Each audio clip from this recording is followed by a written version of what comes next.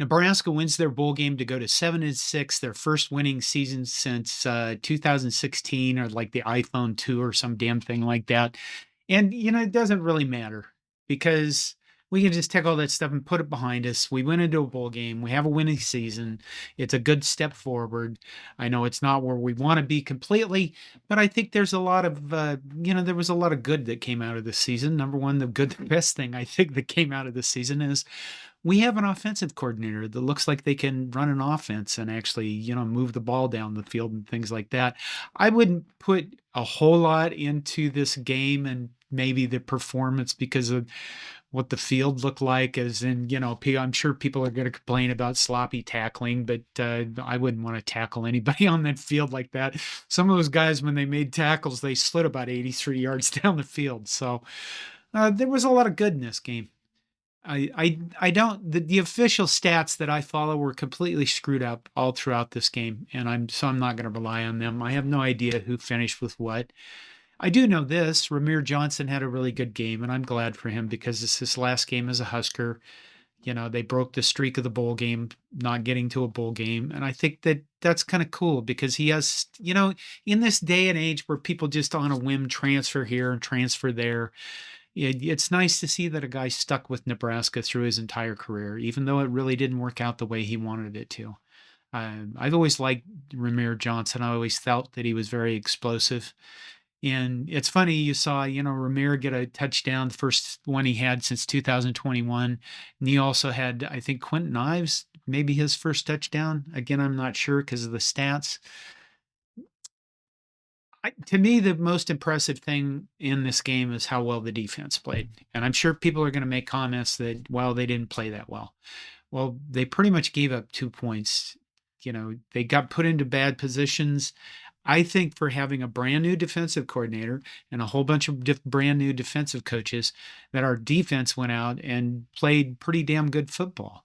In these bowl games with so many opt-outs in the portal and stuff like that, it's really hard to tell about performances, what you're looking at. But I think what you saw in one game was that maybe John Butler is, well, number one, they came out with 4 down. In other words, they started the game with 4 guys with their hands in the dirt. So 4-man down front. So probably more 4-3 coming this year rather than the 3-3-5. And I forgot what I was going to say, but I think that that's impressive that you just showed up first game.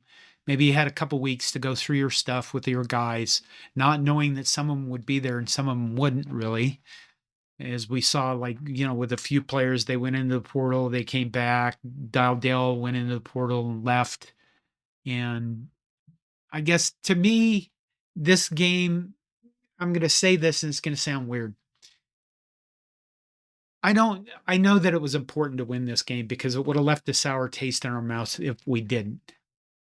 But I wasn't really worked up about it until we got into it, of course. But I thought, this is a bowl game where they should go out and be really focused on having a lot of fun. And, I noticed in our game thread on Corn Nation and our game thread, we did a watch along on YouTube, that people went a little ballistic about the fake field goal. And my take on that is probably Matt Rule looked at Brian Pacini. Pacini's in his last game, and he said, how'd you like to score a touchdown? And if you're Boom Sheeny, you're going to go, hell yes, I would like to score a touchdown. Maybe they throw the ball instead of actually running it on the ground. But I'm guessing that's what happened there. Because you look at Matt Rule, he wants to reward people for being loyal. He wants to reward people for sticking around. And I think that that's it's not just pretty noble, it's pretty good management for PR. And again, in this day and age where everybody's moving all over the place and transferring willy-nilly. What else did we see in this game? Dylan Raiola has to learn how to slide properly. I think you saw a lot of by the officials. I've seen this throughout all the bowl games I've watched. They're not as willing to call pass interference penalties as they are. They're not as willing to call any penalties. Maybe they use their quota up in the regular season. I don't know.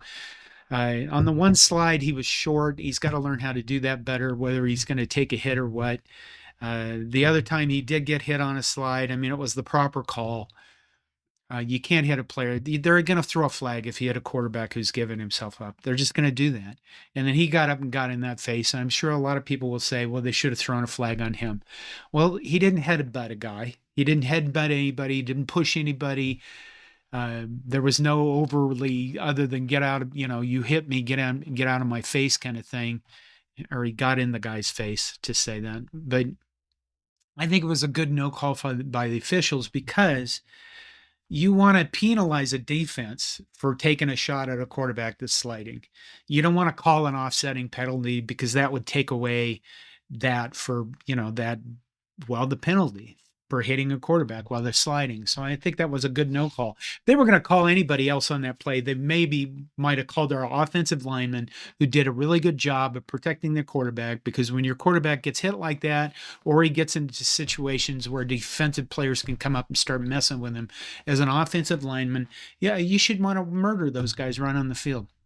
That's your job. Protect the quarterback. Doesn't matter if the play's over. Doesn't matter if it's still going on. Protect the quarterback. That's what you do as an offensive lineman.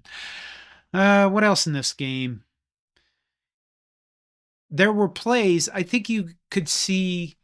I mentioned Dana Holgerson earlier. I think that you could see that he has a good idea of how to run an offense. I mean, you saw in the first half, particularly, I think the ball came out much, much faster than it ever was under that other guy that isn't our offensive coordinator anymore. Dylan didn't hang on to the ball for a long time. There are a lot of plays where the ball was out, like bing, bing, bing, bing. And I think that should be very exciting for Nebraska's future.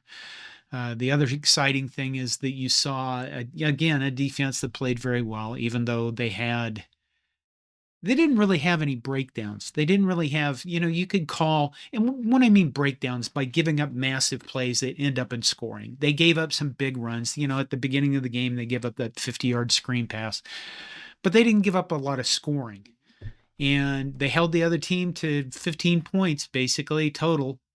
And that's a pretty good showing, again, for a guy that just started coaching and a defense that's really kind of like, okay, who's going to be with us and who isn't? To conclude, because I think I should, first of all, thank you for supporting Corn Nation and supporting our YouTube channel and our website throughout this year. It's been an interesting year. We have the whole offseason to discuss whether or not it was a successful season or not, but I think that the answer to that would be yes.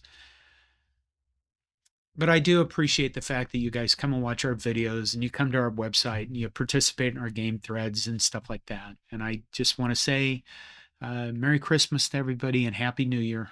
And I hope that 2025 is the best year of our lives. Go Big Red.